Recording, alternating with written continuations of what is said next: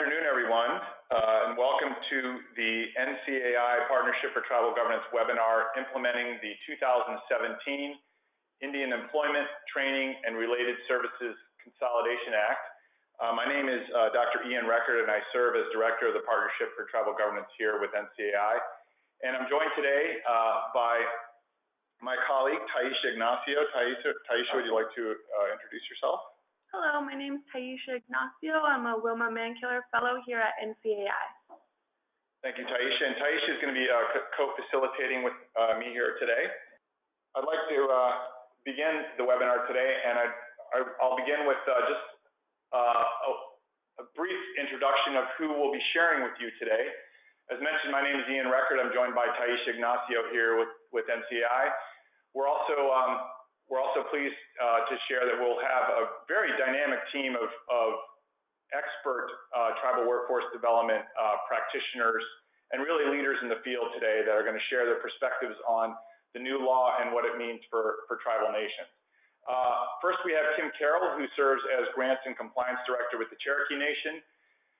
Next, we have Holly Morales, who serves as Senior Director with the Employment, Training, and Services Department with Cook Inlet Tribal Council. Gloria O'Neill, who serves as President and CEO with Cook Inlet Tribal Council.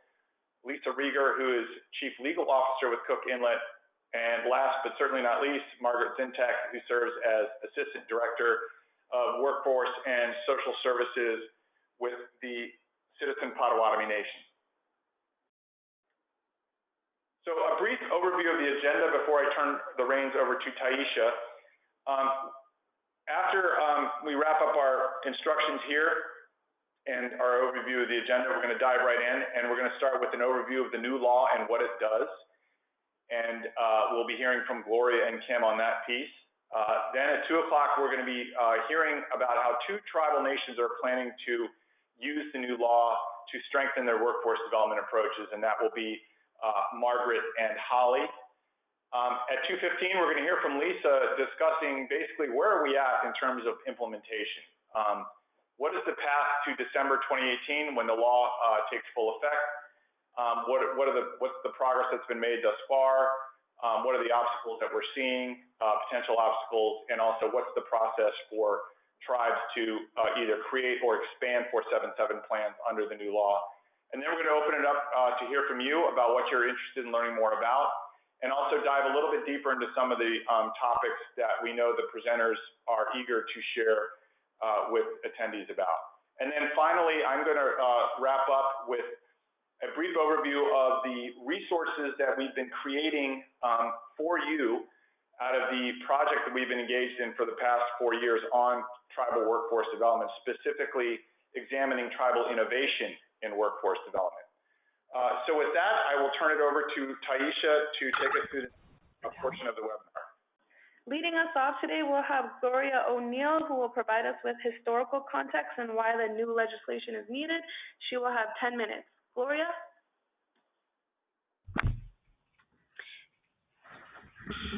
It's really wonderful to be able to be with all of you today. I wanted to say good morning from Alaska, but I think I should say good day because I know folks are calling in from across the nation and are in different time zones. 477 in the minds of our tribal community here at Cook Inlet Tribal Council has been one of the greatest tools and most effective tools for self-determination for our people. We've been using 477 for almost 25 years since the original law was authorized in 1992.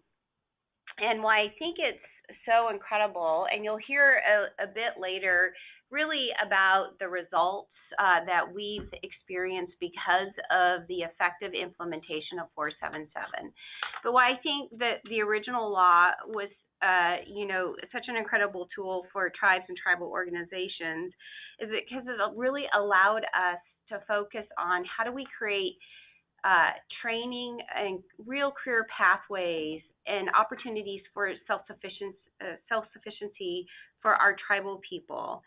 And it allowed us to take from 4 different departments across the federal government originally to really think about how we can integrate and develop a comprehensive approach and really providing support for individuals so that they had a real opportunity to become self-sufficient and had real opportunity to transition out of poverty into career pathways.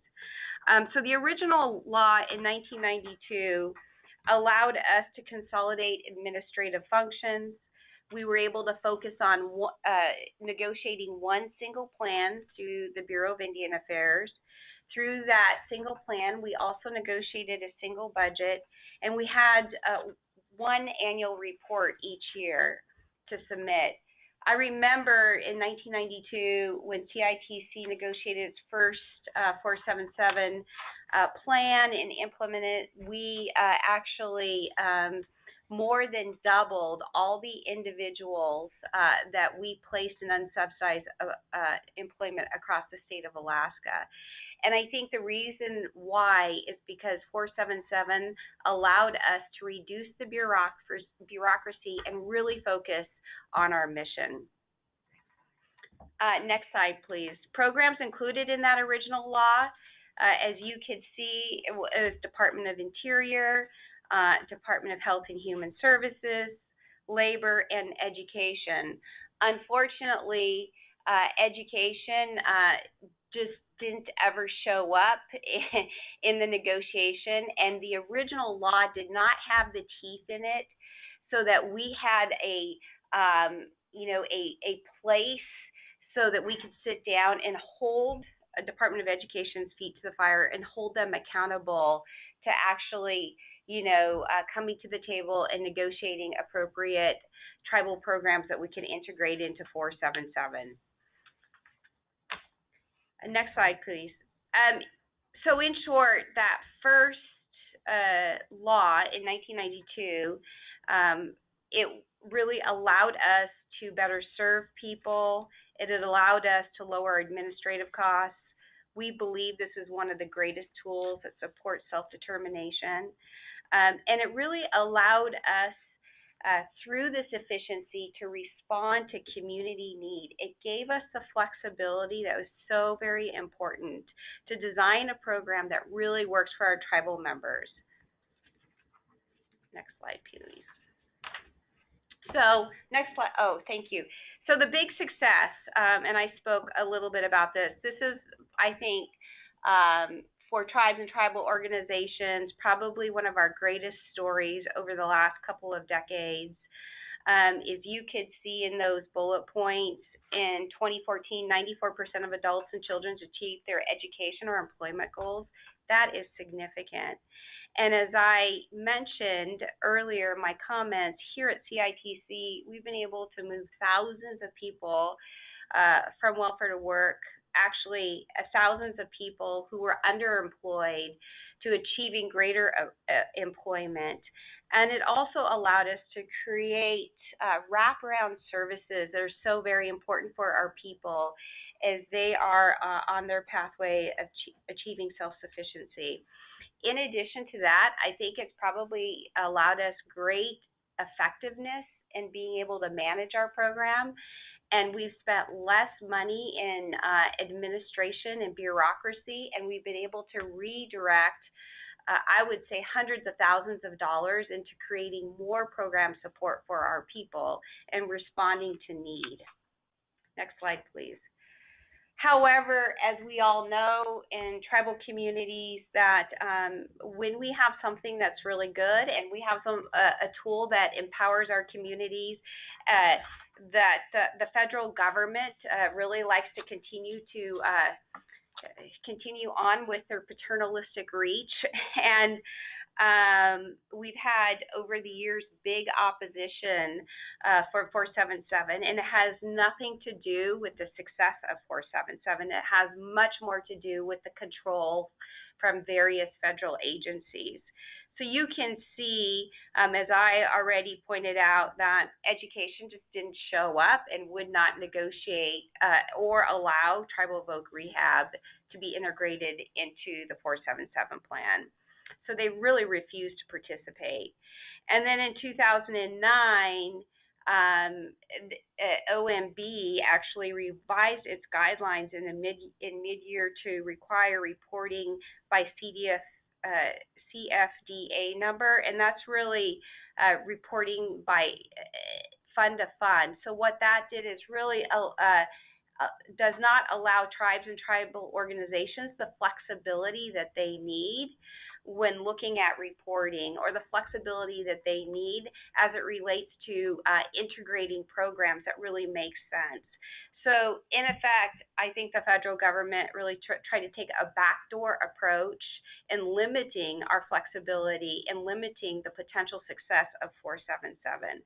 And I'd say around the same time, under the Obama administration, senior level members of HHS spent significant time and energy and hours fighting with the 477 work group around reporting. And it was really incredible to me that it just seemed like the federal government did not want to relinquish control, even though this was a very successful program. So I have to really give a big shout out to the 477 Tribal Work Group.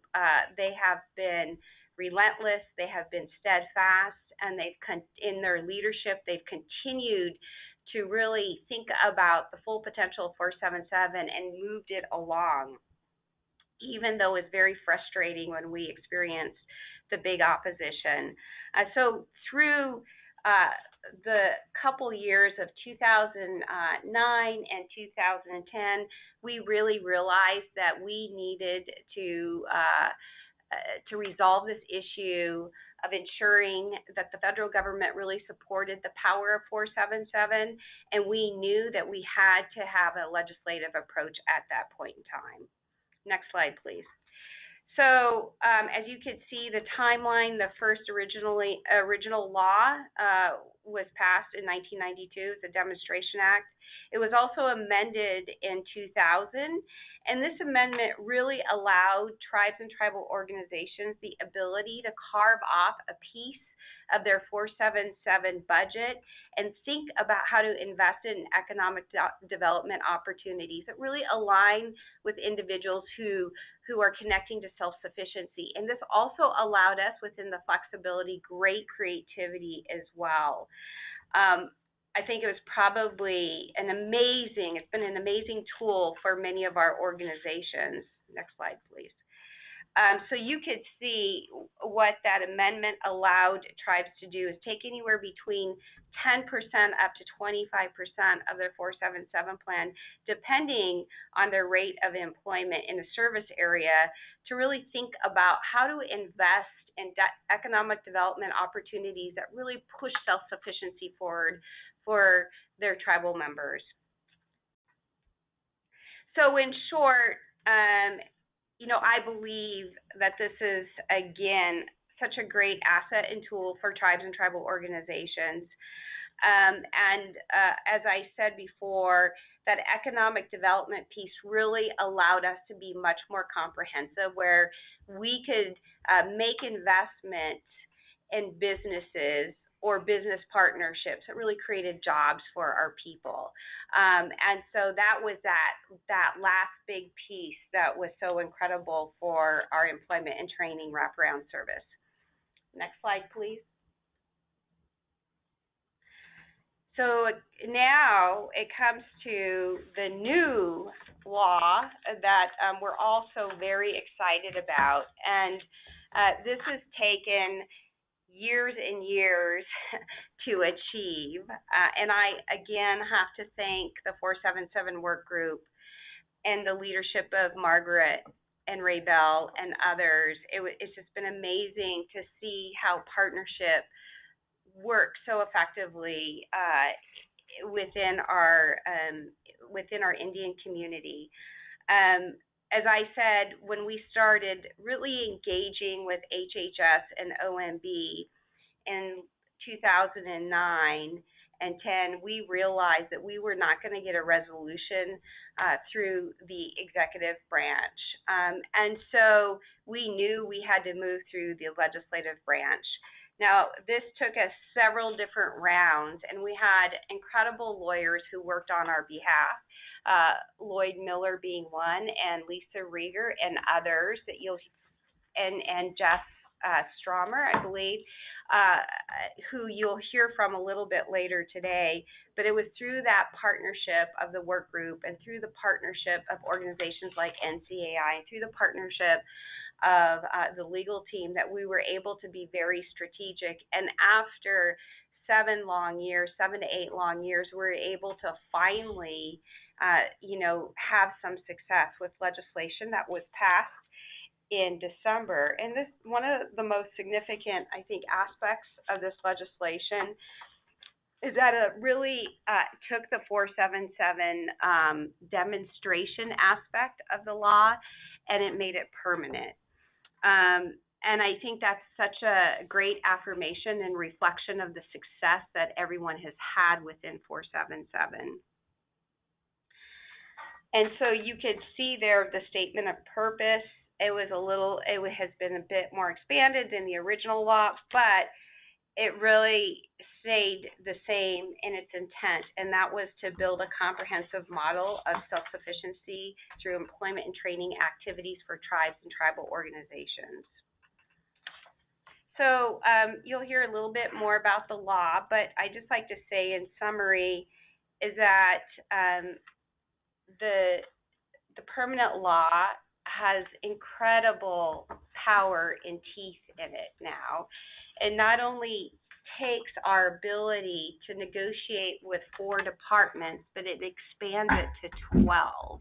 So we really can think about the comprehensiveness of how we help people move into career pathways that are meaningful for them and their families. It ensures that departments like education, that they have to come to the table. They can't sit on the sidelines and say, we don't want to play. There is a process where they have to negotiate with tribes and tribal organizations as it relates to appropriate employment training programs that would be integrated into our plans, like tribal vocational rehabilitation.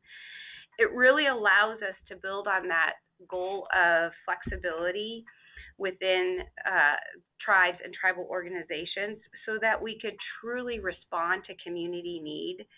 And I think that it allows for more self-determination and for tribes and tribal organizations to determine their own destinies as it relates to responding to tribal members. I think it's a celebration of how, as I mentioned, 8 years of incredible partnership through tribal advocacy. And, it really also allows for some of the earlier moves by OMB and HHS. It really reinforces the original spirit of 477. And what it does is it defeats those efforts that it could have, eroded our ability to be flexible and creative when responding to our tribal members. So I'm just so grateful that I've been able to be a part of the partnership and achieve this success. And I think here at CITC, as in other communities, that as a result of our plans that we'll see in the future of integrating more employment and training like related investments into our plans, that it will really support our tribal members and families to achieve self-sufficiency. So thank you for allowing me to speak today, and I also want to thank those who've made this possible. Thank you, Gloria. Now we'll hear from Kim Carroll, who will detail how the new law strengthens and expands the original 477 law. She'll have 15 minutes. Kim? Well, thank you very much. I'm also very happy to be here today, especially to talk about the reauthorization of 477. This new law has been so important, and as Gloria mentioned, so long in coming. But I have to say the wait was worth it, because it has truly identified and reinforced congressional intent with 477. And I think if you look at the 7 points it has here in short, each of these demonstrate that it did become a permanent law. And it expanded the goals to reduce administrative reporting and accounting burdens. So very important. It also expands the types of funding to be included. Before it was only formula funding. Now, of course, we can include discretionary funding as well. Again, expanding the departments from the 4 originally identified to 12 shows the faith, I believe, that Congress has in tribal nations to expand this program according to their own tribal needs. And it expressively permits the reallocation, rebudgeting, and reprogramming. And that statement right there is in direct response to what DHHS and OMB tried to do to tribes a few years back. It also adds timelines and processes which are beneficial to tribes, and I think we're going to go into that a little bit later. Again, it expressly prohibits reporting by fund source, which goes back to the permission or the allowing reallocation and rebudgeting. And it protects the indirect cost rates and adds FTCA coverage, the Federal Tort Claim Act, to 477 activities. Next slide, please. You know, the federal role, the Department of Interior, the Bureau of Indian Affairs, Office of Indian Services, have been wonderful, and they have a lot of work ahead of them trying to get 12 different federal agencies to come to agreement and sign these memorandums of understanding. I have every faith in them. They're all very dedicated individuals. They know 477. Many of them have actually operated tribal programs, including 477 programs. But I don't envy the position they're in at the moment. Next slide, please. As was mentioned earlier, the programs included in the original law from the Department of Interior, Department of Health and Human Services, Department of Labor, and Department of Education. You can see them listed there. An interesting thing about the Department of Education, as Gloria mentioned, the fact that they would never come to the table. They operate a program called the Native American Career and Technical Education Program that is authorized by the Carroll Perkins Act. And within the Carroll Perkins Act, it specifically states that NACTEP is allowable to be included in a 477 plan. But still, the Department of Education would not play ball. So, some highlights from the new law. It expands the goals, as we said before, to reduce administrative reporting and accounting burdens, and expands the types of programs. Before, as I said, it was only formula programs. Now competitive and other non-formula funding can be included, which is a big step forward. Next slide, please. Here we have a list of some of the new programs that are allowed to be included in 477 as a tribe may wish. And now this part is very important, the strict timelines. You have timelines for approval of plans, and you have automatic plan approval after 90 days if you don't hear anything from the federal agency. That in itself is very important because they can certainly play the game where they just don't tell you anything at all. This takes that away. It also expands the employer training provision from 12 consecutive months to 24 non-consecutive months. And as we all know, in education and today's vocational training, some of the higher skill level trainings that do require more time. Next slide, please. The Federal Waiver Authority. This is also very important. We all know that all of these programs have maybe regulatory or policy requirements that don't really allow us to do what we need to do and what we want to do. So this law strengthens the federal authority to waive statutory, regulatory, and administrative requirements. That way, we are able to design the programs the way we need to and request waiver to any of those things that may be standing in our way of doing what we need to do. It also mandates the interagency transfer of funds within 30 days. This is also very important. Tribes can receive their total funding for any program in the 477 plan, and right as the moment that it is appropriated, and they can include these funds into an interest-bearing account and then use that interest to provide more services for their clients.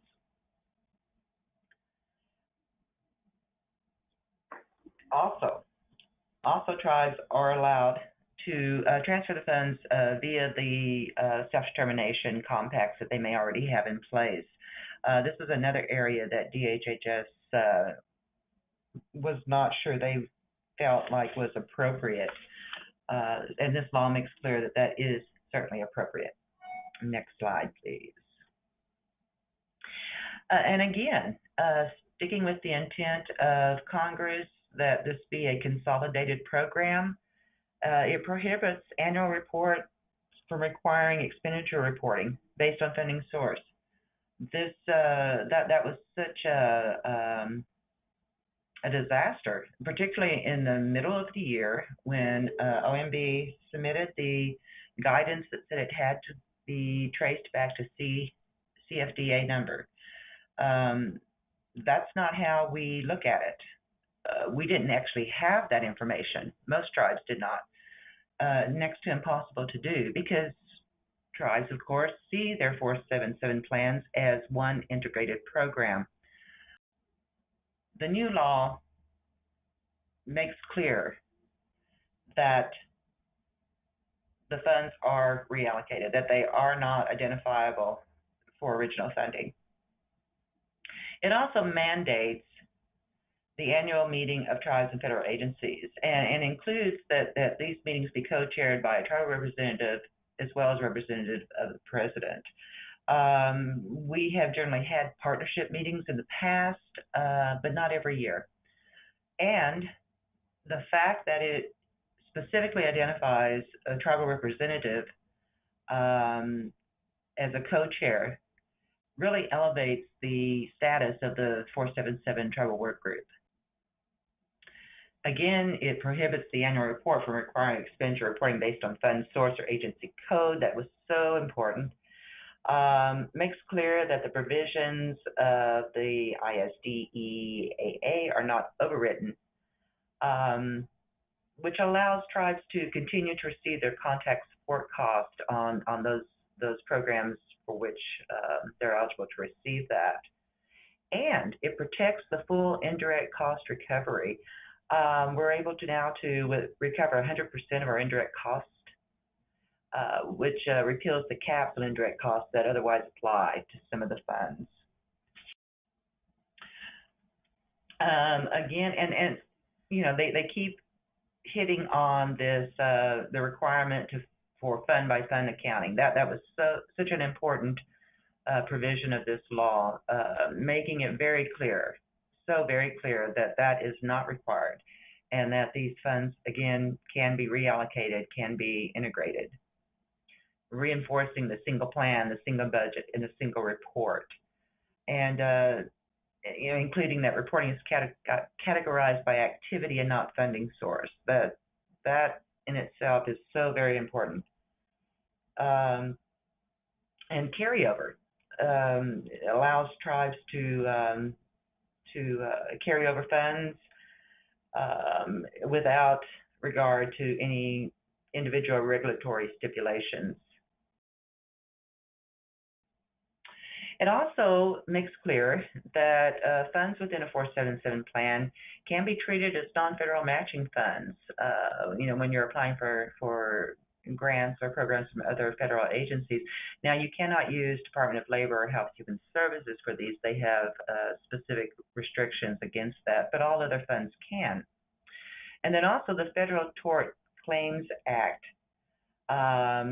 it clarifies that this is applicable to 477 plans. And interest. Once a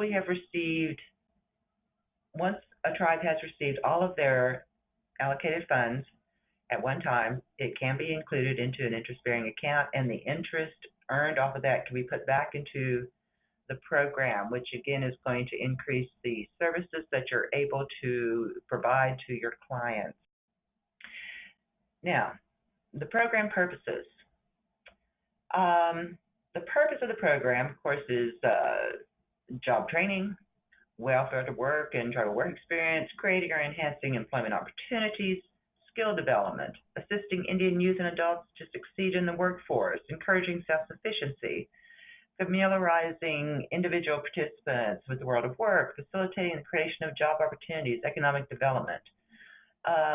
All of these things are so important and to helping individuals become self-sufficient. You really can't do any one of them without the other.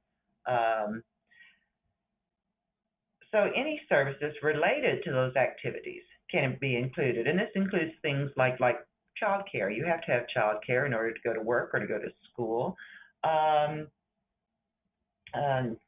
Heating assistance. You have to be able to, you have to have a home, and you have to be able to live comfortably in order to be successful in any training or employment situation.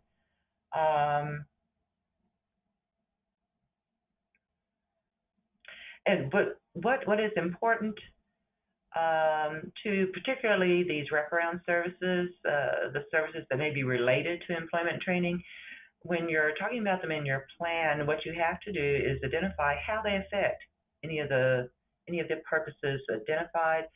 How do those goals reflect the intent of the law? Let's go ahead and go to the next slide, please. The great thing about 477 is it's all tribally driven. You decide what programs you want to include in your plan, and every tribe's plan is going to be different. Even tribes that have the same programs may operate them differently because each tribe operates under different circumstances. They all have different situations, both geological, location-wise, the number of people, the skill level of the people, the business opportunities that are available to the people in their area. So every plan is going to be different, and 477 allows tribes to design the plan that works best for them. Let's see. Okay, this slide is showing that there are actually 4 categories that you can think about when you start looking at developing a plan or maybe modifying a plan. One is the programs that you're currently operating within a 477 plan. 2 are programs that you currently operate, but you may want to include in a 477 plan and you haven't as yet. The 3rd category are programs that we know about and may want to operate and include in the plan.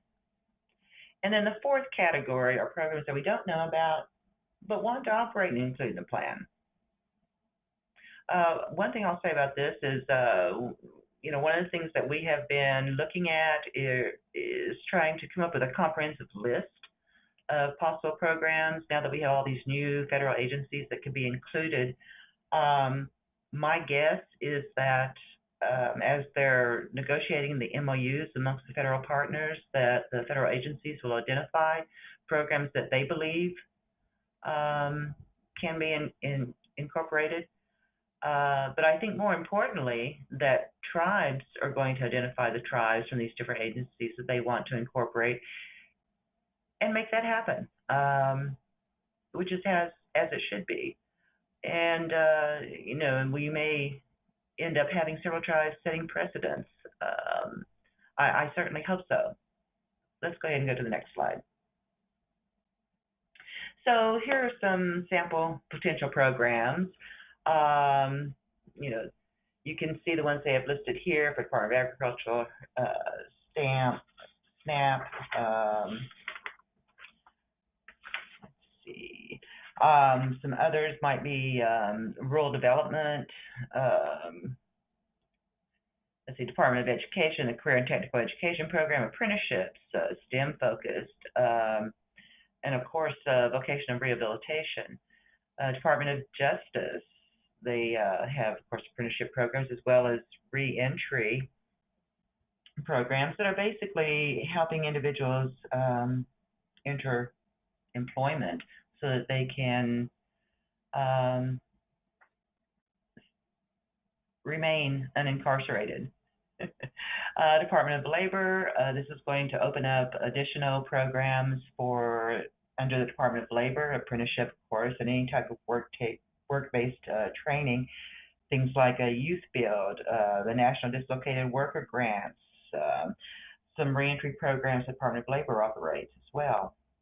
Department of Transportation, talking about moving job training programs to the Department of Labor. Department of Transportation does have training funds for different areas that deal with transportation, so that's an interesting one to be looking at.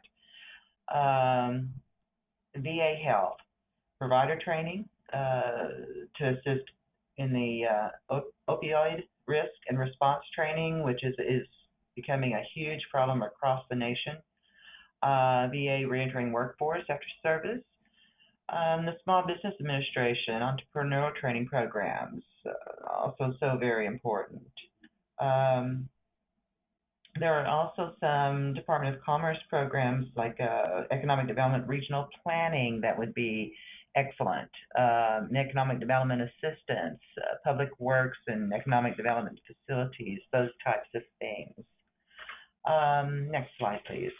So as you can see, there are tons of programs out there that we may not have even thought about yet that would be very beneficial to your 477 program and helping your tribal members become self-sufficient.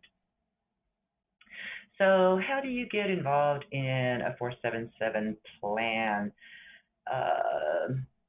The first step is to submit a letter of intent saying that you're wanting to do this. You also have to have a tribal resolution. In the case of a consortium, you have to have a resolution from every tribe that is affected. The third step is you submit a plan and a budget.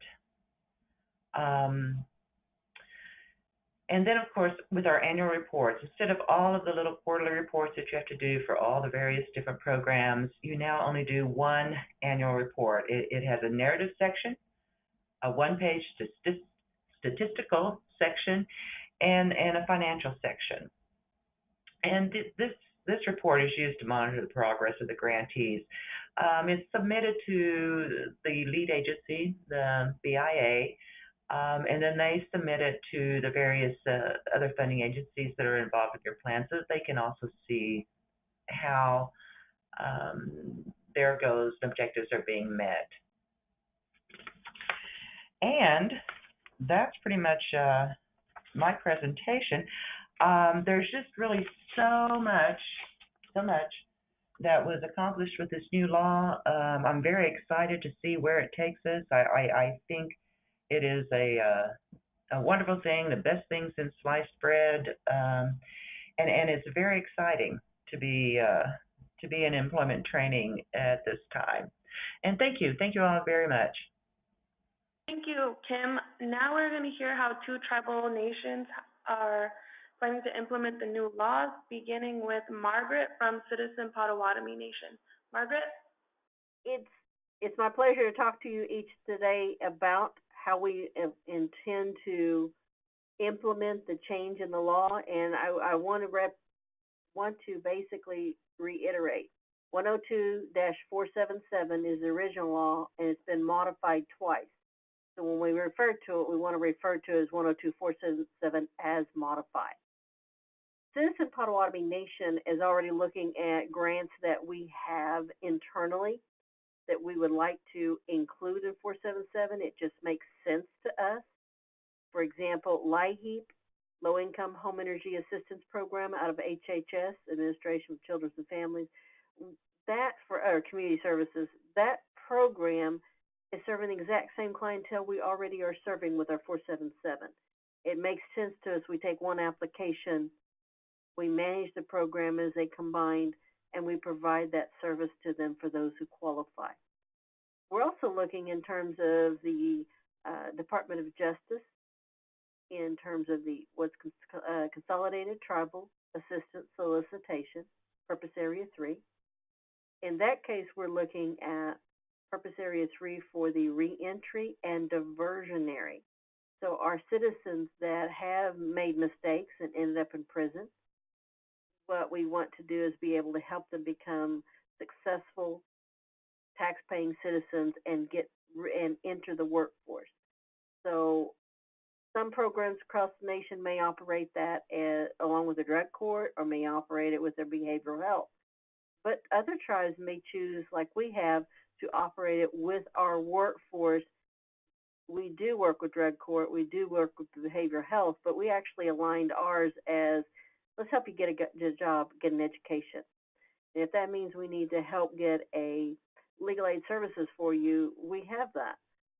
So that's one program we're looking. And I mentioned diversionary because in that component, you can also work with people who are, and I'm going to use this term, on their way to prison if they don't change their ways. So they have some kind of court action that if they don't make corrective changes in their lifestyle, they are going to end up in prison. That's another group that we're working with in the same context, CTAS Purpose Area 3. Purpose Area 9 is tribal youth prevention. Depending on how your program may set that up, or your tribe may have chosen to take it, if you take it, again, it could include employment, training, and related. For us, the way we've looking at it and are using it, it makes sense to include that one in 477. Although we have no intention at Citizen Potawatomi Nation at this time of running a TANF program, we do keep an eye and look at that. There is, however, a component in SNAP which states are trying to implement and are supposed to be reaching out to tribes for employment to help their people get a job so they don't have to rely on SNAP benefits. I would advocate to look at that as well. At this time, I believe the states are administrating, and we are advocating that that comes from a federal standpoint. Additional programs that we are looking at. We looked at, as Kim pointed out earlier, the Department of Education, the Native American Career Technical Education Program. That is one we would like to obtain that competitive grant. And in this recent round, we were not successful in obtaining that grant. We're going to dust off our selves and look at it and go for it again, but our intent is to include that in 477. It makes sense to us to have a combined approach. We also are looking at a SAMHSA grant. It basically is dealing with co-occurring potential or at risk of homelessness, and also have a second issue, which can be a co-occurring substance abuse, mental health, or something of that nature. Again, that's a grant we're looking at and have applied for, and we're waiting to see. We believe that that's a good fit, and how we want to administer it would fit in 477. So there's some we have now, some we're looking at getting, and we are evaluating as grant notices come up. On the list Kim gave, she listed the HPOG. I had to look it up, Healthcare Professional Grant. That definitely sounds like something that we would have an interest in. Health Professional Opportunity Grants is the correct title on HPOG. Is there more? I'm sure I could come up with more on the spot. Right now, we want to take what we're familiar with, what we believe makes sense to us, and step into it. Any tribe that is considering going 477, you have to consider what's right for you. I would encourage you to take it, start with what you're familiar with and what would make sense. Where are you hitting a wall and what would make sense? To be 477, you have to combine two funding streams. Wide range of streams to choose from of what works for you. And I want you to think about that. If your tribe, maybe you're already operating some of these, but you have a third program sitting over there, or whatever number it is, another program that we're really running it as a side-by-side, the same set of people, but we're making them reapply and go to this other building, and we have this administrative cost. We're operating on a three-day drawdown, not 100% upfront, not in an interest-bearing account. These are things the tribe has to evaluate, and as we look at it, each grant opportunity at Citizen Potawatomi Nation, we don't evaluate, hey, that'd be great. We also evaluate, is that grant sustainable? Does it make sense for us? And some grants do, if we could include them in 477, and that's how we're evaluating today. Stop for a breath. Is there any other things you'd like me to cover, Ian? I think at this point that's great. We'll obviously dive a little bit deeper into some of the other issues you wanted to discuss during the Q&A. So, Taisha? Thank you, Margaret. Now we'll hear from Holly and Cook Inlet Tribal Council. Hello, this is Holly Morales with Cook Inlet Tribal Council, and I first wanted to talk a little bit about why Cook Inlet Tribal Council thinks it's important, how the 477 law so far has benefited our people. This law has allowed for better access to services. Participants that are coming in, they're provided more than just the service that they've come in for. Staff are trained to do an assessment of services regardless of what the participant has come in to apply for. A lot of times they're not aware of the array of services, so this is to ensure that they're provided all the opportunities up front when they walk in our door. Eligibility and case management for multiple 477 services can be done with one staff and not siloed into different services. This reduces the need to tell their story or their situation to multiple caseworkers. Our participants are filling out one application for multiple services, saving them a lot of time and stress. Another benefit is that we're able to provide wraparound services to participants. So like I talked about earlier, a whole family services, we're able to assess them for all the services for all persons in their household when they walk in our door. They're also able to have a plan that is used across services. So they could have one plan, for example, for cash assistance that they can also use to plan out their career pathways where they're not having to develop multiple plans across different services. They can use the same plan to access multiple services from the same staff person. Staff are intentionally working together as a team instead of working in silos. We're also working on a family information system so that we can track whole family services to measure our impact. We want to develop ways to collect data that shows family success. It's important that the only story not just be what the federal government tells us to collect as our only source of data of outcomes. We want our data system to tell us the real story of our people and their success across their entire family. Like a lot of people have already talked about today, with the new law, we want to review across the different federal agencies what programs make sense for CITC to include in our 477 plan. Programs that we already operate, like Margaret talked about, are the first ones that we'd potentially be looking at, like the Health Professions Opportunity Grant, the Tribal Vocational Rehabilitation Program, the Native American Career and Technical Education Program, and the Low Income Heating Assistance Program. The law has allowed CITC to provide effective services that have gotten our people to work and provided them necessary training. It makes sense for us to look for programs that fit so those participants can benefit from the success of this model that CITC has already created under the 477 law. The added programs will be able to provide services to participants in areas that they were not able to provide before, or had to refer out to another agency, or even make a referral within the same department that required a new application. For example, our Tribal Vocational Rehabilitation Program participants, they're working with their counselors, but then they're having to be referred to our 477 services for the wraparound services that I already talked about. Under the new law will allow us to have those same counselors provide them those services without having to go through another stressful application process. The referral examples would be like child care assistance, supportive services, using the one-stop job center that we have here, GED and ABE services, only to mention a few of the access to services that they'll have under this new law. I also wanted to talk a little bit about the silos. Those programs that I mentioned earlier, they all require their own application, their own workers to determine eligibility or develop plans, and they can only do it for those particular programs. Under this law, we'd be able to provide them those services at the same time as providing them other services that the family needs at the same time. Crises don't happen one at a time, they usually happen all at once. So we want to make sure that we're addressing all of those services at the same time and not focusing on what paperwork is required by each program.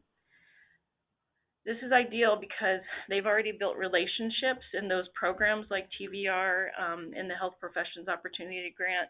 We don't want them seeing multiple staff, like I mentioned before, the stress of having to tell their story to multiple people. If they have access to all those services with the one staff person that they built a relationship, it makes for a lot better in the plan development and the career pathways development. It also has allowed us to lower the administration costs.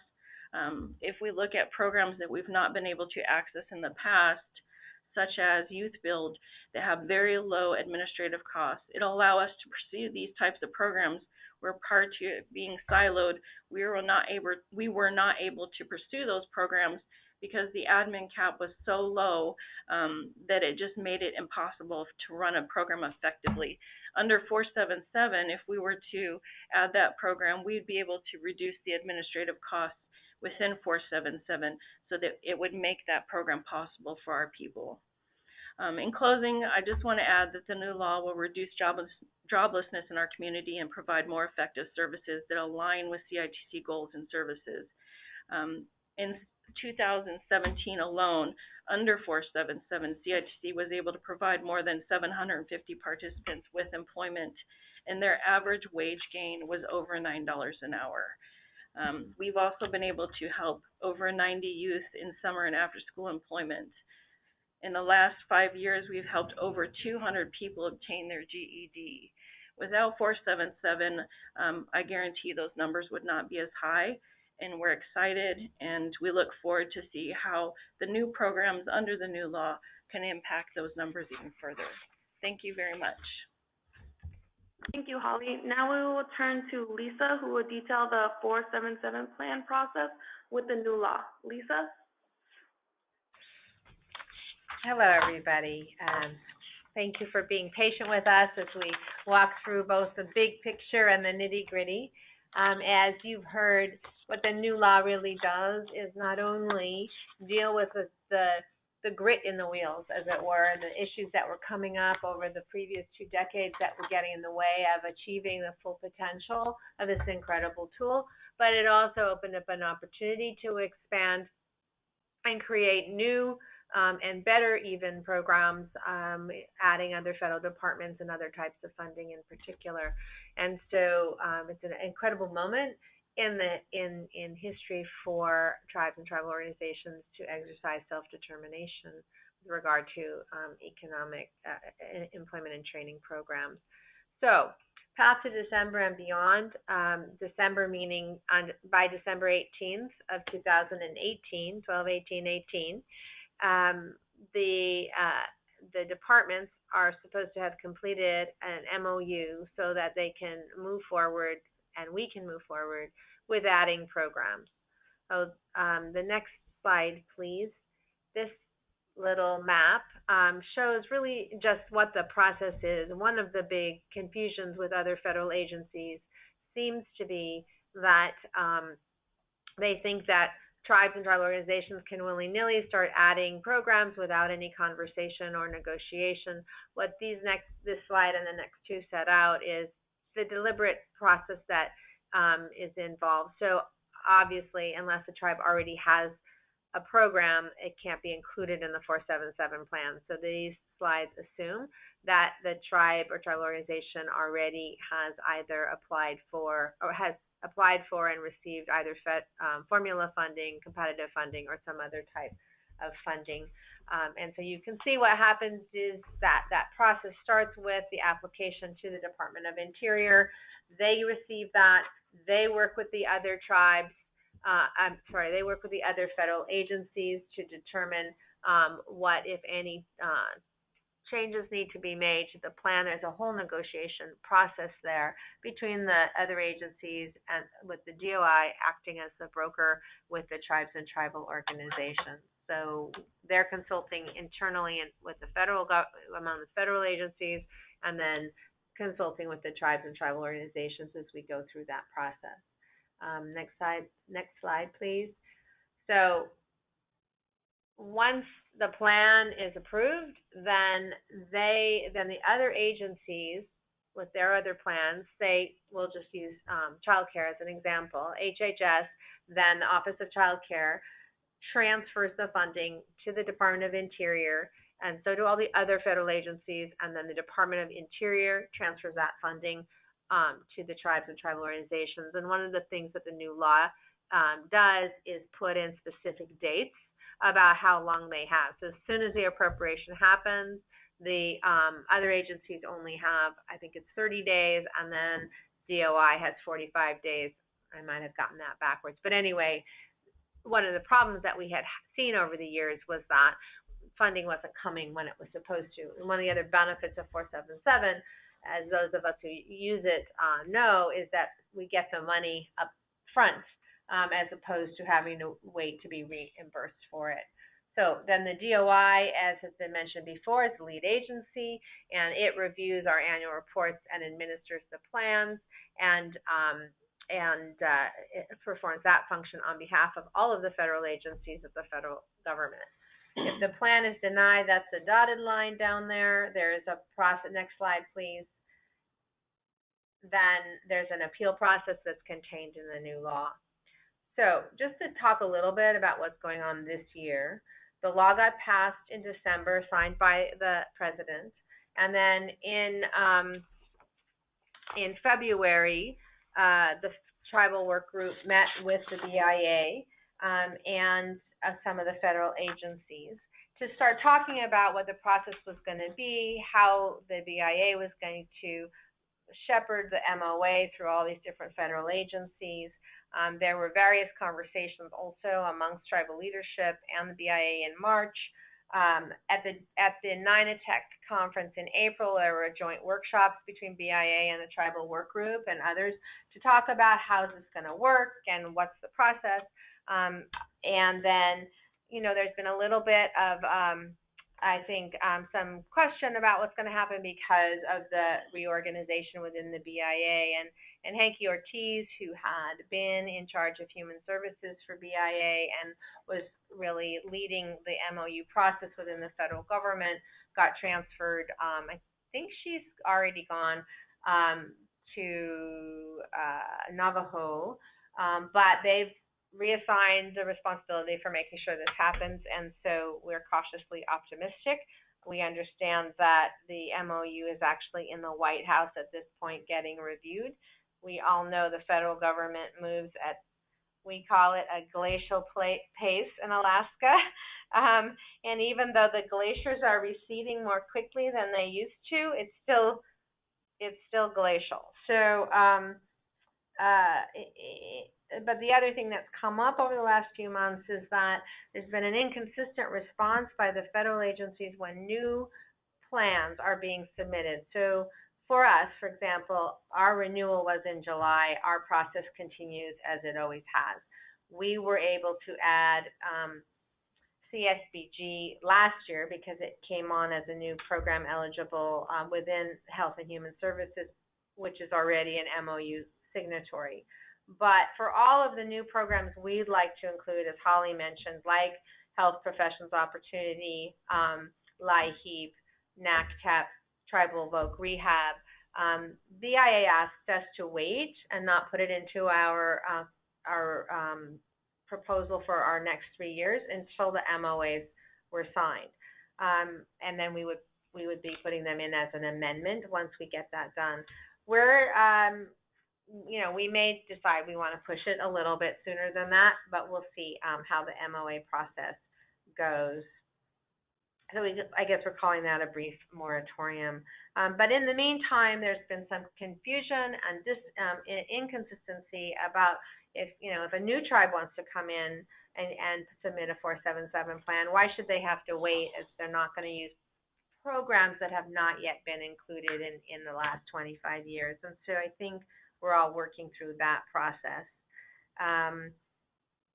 And we may need to keep the heat on Congress to make sure that the executive branch actually implements the law that they just passed and just signed, barely 6 months ago.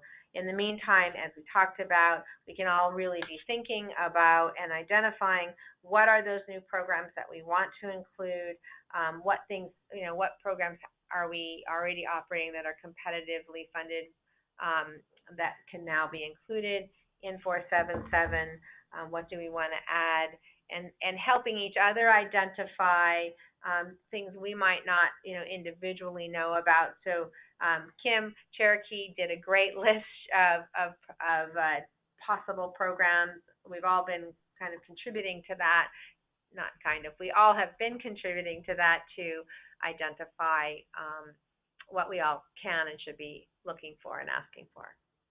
And with that, I will pass it on.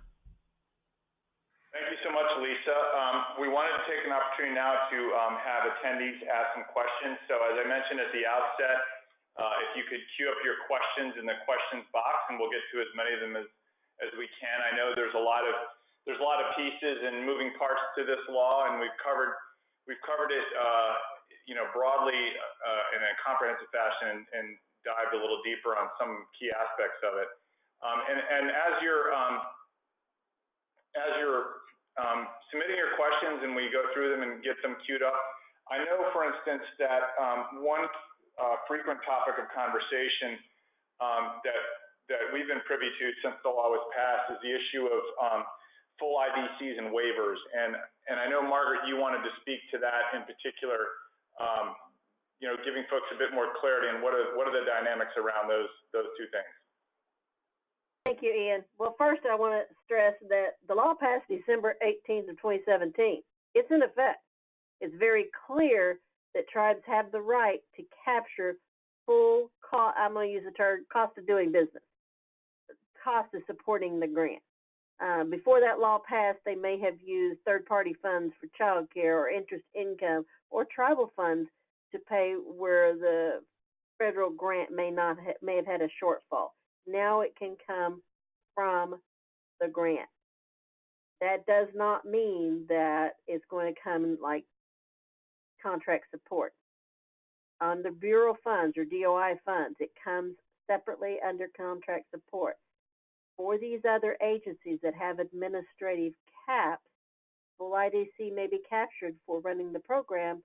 Full IDC means you have to pull it from within the grant.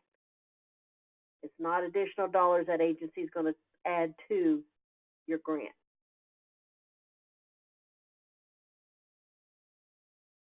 And as I said earlier, it went into effect December 18, 2017. Right now, tribes need to be educating their auditors, their finance people. This can be happening now. Thank you, Margaret. We've got some questions queuing up, and we have two so far. We'll get to them here in just a second. I did have one other question, and I'll open this up for everyone. The issue of education seems really paramount right now. If you look at the number of new agencies that are being brought into the 477 fold through the new law, what does the education challenge look like for tribes to really get these new agencies on board who have not been integrally involved in 477 over its lifespan to date? And in that education process, where does the telling of tribal success stories factor in? Ian, this is Lisa. I'd like to take a stab at that question. I think there's really a multiple-barreled approach. The BIA is taking the lead to educate the other agencies about the benefits of 477 for participants first, for agencies and for tribes, and has created a talking point and is working on that. And then we all individually and as a group need to start educating the programs that we're interested in folding into 477 about how the success of 477 will continue to support the success of those kinds of programs. We've started some preliminary conversations, for example, with Tribal Voc Rehab. It's going to be a fairly heavy lift, I think, and we need to coordinate with KNAR and the national Tribal Voc Rehab folks to also change their hearts and minds, because, honestly, I don't know if any of you are on here, but it's our understanding that there's some resistance there and protection, which is totally understandable given the nature of the consumers with whom they work. And at the same time, like Holly pointed out, in fact, it can be even better for their consumers. And so we all have an incredibly high standard of confidentiality and protection over our participants. And so that's an education piece. So that there's a bottom-up piece to this. And I wonder whether we may also really need to get the legislature again, to get Congress again involved in writing instructive letters to the federal agencies to make sure that they are erring on the side of incorporating programs versus not incorporating programs. We do have an understanding that some of the federal departments are pretty excited about this, but it's going to vary from department to department, and in fact, maybe from program to program. I'd like to add to that what Lisa just said. This is Margaret. In terms of the educating of the federal agencies, yes, BIA has started the process, but that doesn't mean tribes aren't out there. As Lisa indicated, each of the tribes have started with their different agencies they're looking at. For example, Citizen Potawatomi, the opportunity came to meet with Assistant Secretary of Homeland Security. FEMA grants is where that would come, and they're very encouraged and made us feel like we have a responsive agency that wants to work with us. Do we have other education? Yes. The change from Hankey at her level leading Terry Parks, now she's not there. She's been reallocated to Albuquerque now, and that position is vacant. Should we as tribes step up and start educating her replacement? Yes, but we don't know who the replacement is at this time. It is, in some cases, a heavy lift.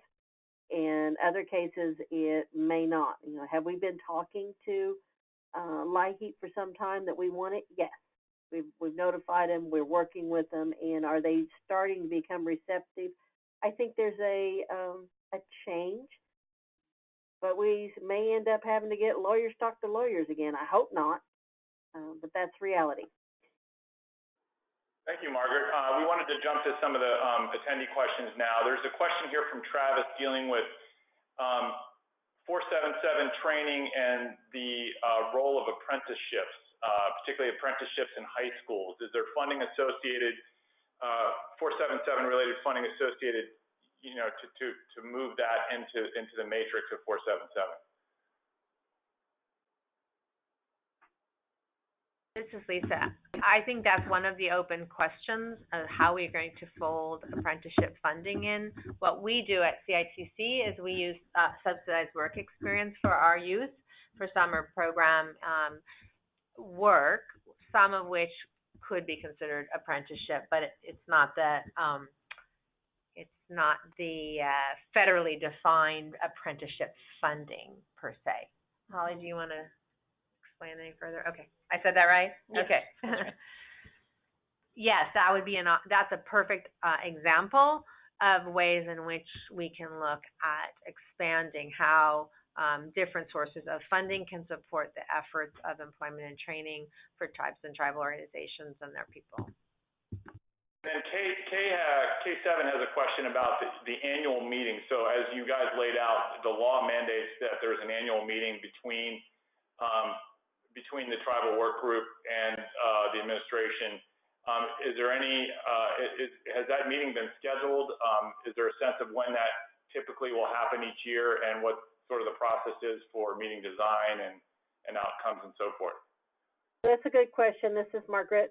From the tribal perspective, we've already met as a tribal work group, and we are recommending that should occur each February. or in conjunction with NCAI's conference in DC. That's when tribal leaders would be in DC anyway, so makes sense for us that that's at that time. Since the agencies are still being brought on board, cannot speak for how the agencies or what they're looking at it. It is to be co-chaired by a representative from the tribes and a representative from the White House, with the agencies present, all agencies present. So, you know, and is that news for some of the agencies that they had to go, that they are going to be at a meeting? Yes, it's news to them. Okay, well, thank you, Margaret. There's another question here dealing with specifically the field of engineering. Is there funding under 477 for curriculum to start to basically cultivate interest among Native people in engineering, similar to the Engineering is Elementary program? Is this funding applicable to schools to help start cultivating interest among children and setting them on these sorts of career paths? This is Kim.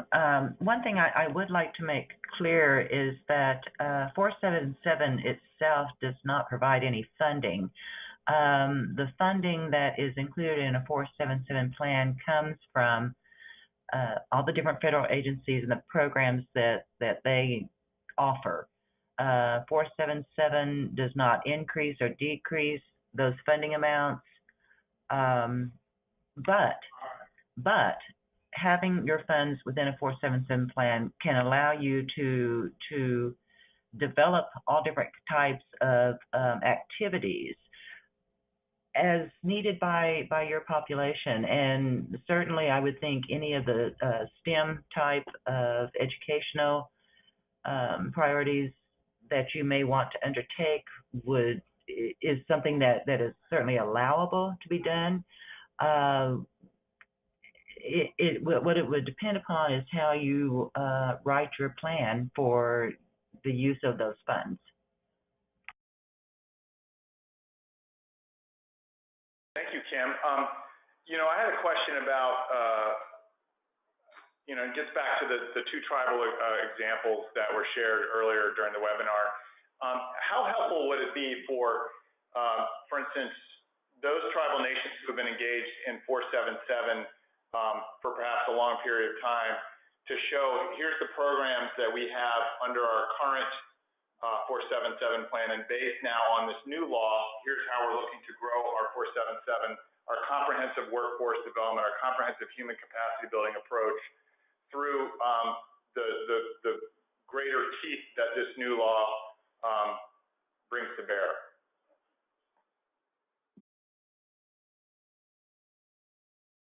Well, this is Kim. I actually think that would be very helpful, and I'm sure that many tribes are currently doing that internally.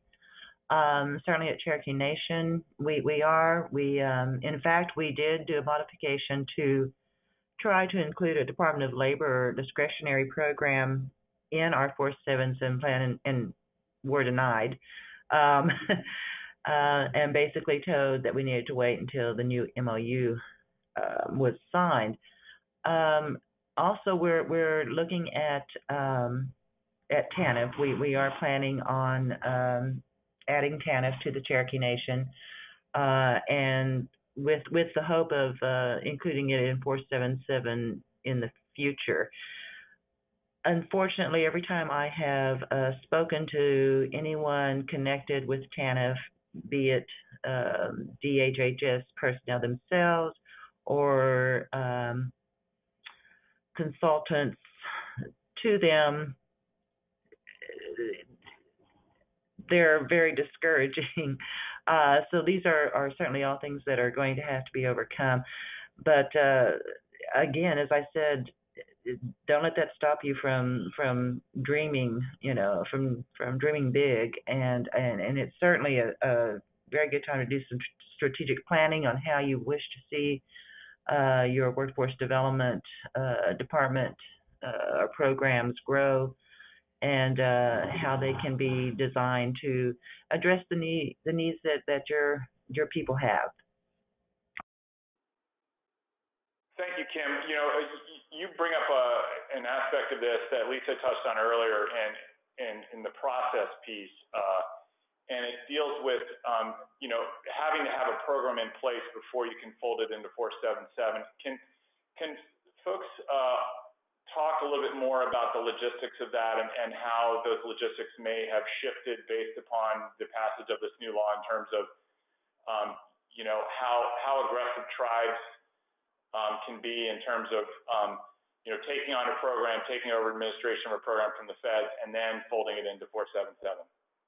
Kean, this is Margaret. I'd like to jump on that. There is nothing that says you must operate that program first before you, standalone before you put it in 477. Nothing in the law supports that. We have had an agency that has taken that stance, and in fact, tribes are proving that that is a very costly and arbitrary decision that makes a tribe operate that program outside of 477, sets up their accounting system. I'll use the word TANF, for example, and then you turn around, you've trained staff and you've hired, now you got to turn around and train them all over again and change your process. Nothing says you have to operate it out of 477 first. A tribe might be more comfortable if you already have a grant that you're operating or considering, but there's nothing that says you must operate it outside of 477 first. That is an extremely cost inefficient way to do some of these programs. And if a new grant comes out there, like we've seen Welfare to Work come and go, we have seen ARA come and go, it'd be gone before you could even do it if that were the case. Sorry. Margaret, this is Lisa. I'm glad you mentioned that. And TANF's a great example. When CITC added TANF to our 477 plan, we had not yet operated it for a year or any period of time, but we had been working with the state to transfer that responsibility for 3 years. We were totally ready. We didn't need to demonstrate to anyone that we could do it. We put it into our plan and we operated immediately. I think what I was trying to say is you have to have the funds available to you to put them into your plan. Like you can't, you know, I don't think we could say we're going to put youth build into our 477 if we don't have youth build funding, right? So, I mean, youth build is a competitive grant. Our plan would say, you know, something very general, which is we're going to support youth in you know, tripartite workforce development efforts that include community service and education and job training. And then when we got the Youth Build grant, we would put that Youth Build into the 477 via an amendment to our plan.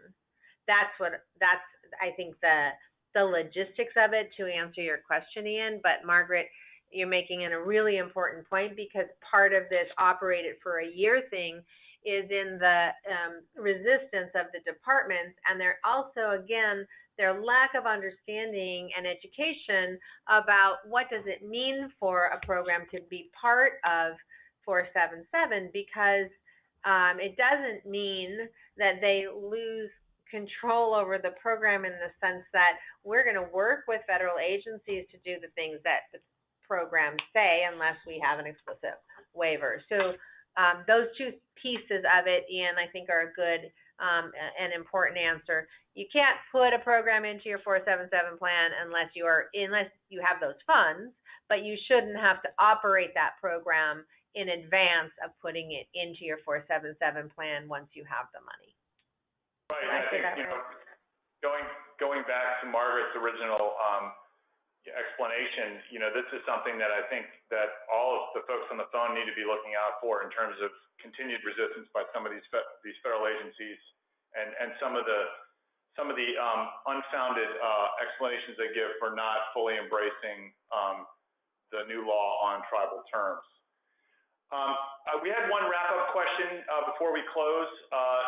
And this deals with community development, and I'll take a liberty here as facilitator and frame it in a slightly different way, but how do you guys see the new 477 law strengthening tribal nations' ability to engage in comprehensive community development in accordance with their own tribal priorities?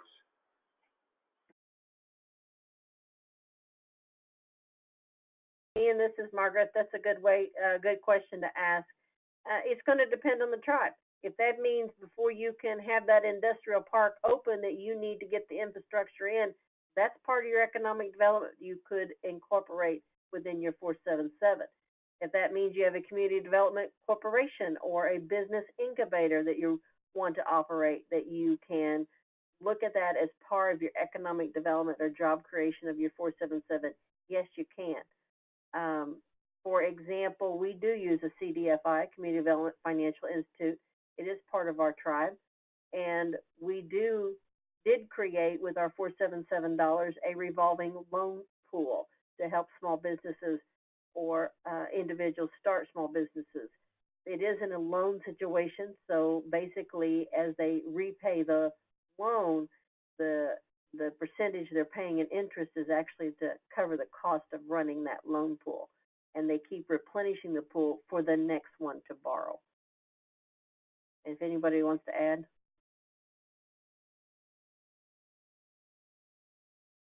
This is Kim, and I would just say that I agree with Margaret. It's going to be up to individual tribes. There are so many different ways that it can be done. Your tribe certainly has probably has a vision of how they wish their community to look in the future, and 477 can be a part of that.